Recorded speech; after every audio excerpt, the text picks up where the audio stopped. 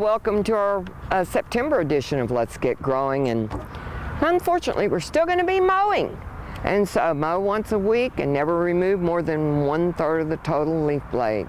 And then you can still plant from seed all these different wildflowers. And then once again, separate your irises and daylilies and share with a friend. And you too are going to be making more friends and more places beautiful in Grand Prairie. And in August, if you're going to overseed your lawn, this is the time to do your annual rye or fescue. And we're still sowing seeds in flats for winter annuals to be planted as soon as the temperatures slow down. So another list. So let's talk about fertilization, because you're probably going to be doing your last fertilization and pre-emergent application in August and September. And so you'll want to use a 15-5-10 with sulfur-coated urea or sulfur in it. That's going to change the pH and make the nutrients that are there more readily available. Also, don't forget, let's fertilize the coleus and the caladiums again, and we're going to use the ammonium sulfate, and we use it at 1/3 to 1/2 pound per 1,000 square feet. Let's talk about pruning this time of year. On the trees, we want to remove any dead or diseased wood, and you can uplimb a little bit, but let's hold off on major pruning because they can still sun scald. Begin disbudding your chrysanthemums. Lightly prune your geraniums and begonias, and that's going to facilitate new florals or flowers at this time. And you can, if you have the time, just cut the seed heads off your crepe myrtles. Let's not be committing crepe murder, which is nubbing them off. Remember, just remove the dead seed heads. Okay, we're going to want to talk about water because it's going to be imperative this time of year. Remember, we still want to watch everything that has green berries or fruit that's being produced, and hand water newly planted areas, and then plants with fruit, things with berries so that they don't drop off and we don't have those beautiful red berries. But also, let's remember the garden. If we don't water our cucumbers and eggplant, they're going to become bitter. And caladiums and coleus are going to have water or they're going to drop their leaves. So let's protect them. Water our lawns as needed, deeply and thoroughly, to force the root system down and protect it through the winter. And then last but not the very least, remember, feed the birds. All right, ladies and gentlemen, today we're going to repot into a self-watering container. And I just wanted to show you that although they become damaged, we can still use them because this will fit right down into this container beautifully. Now, I've overfilled it with water because I'm trying to get this to absorb the moisture so that we can plant in it, as well as make sure that your potting soil's a little moist.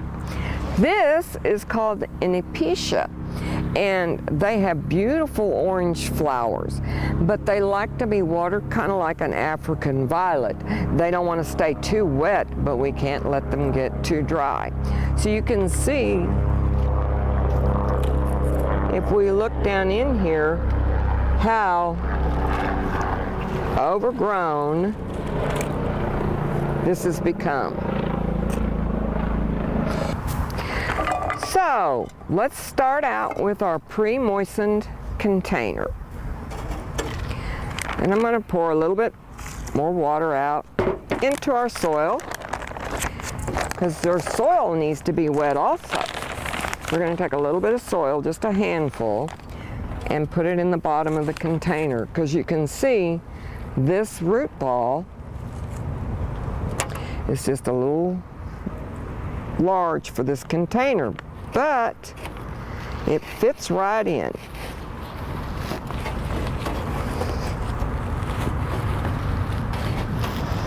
So we gently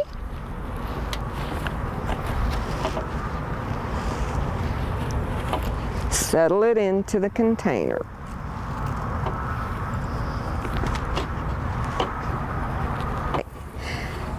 So as you can see, we're at the original soil level. And we've left a little tiny lip for watering. And, oh, we have some cuttings. And so I'm going to put a little bit of moisture on the plant.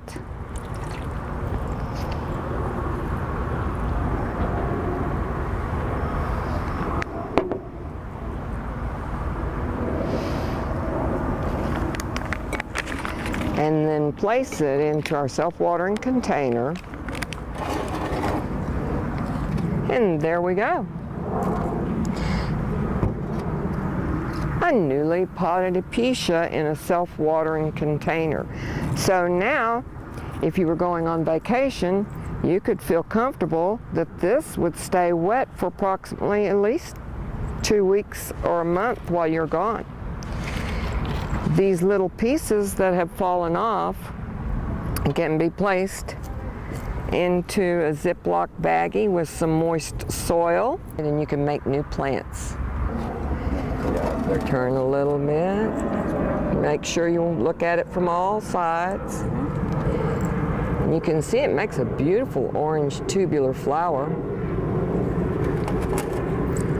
We're checking to make sure the soil's level and that it's secure. In order to get the foliage to grow on this side, in my office it's been facing the sun this way, so most of the foliage is on this side. When I take it back to the office, then I'm going to rotate this side to the window, which will cause foliage to grow on that side. Then we will have a perfectly rounded container that blooms.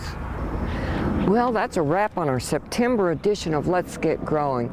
Remember that we're going to prepare our house plants, etc. now for moving into the house.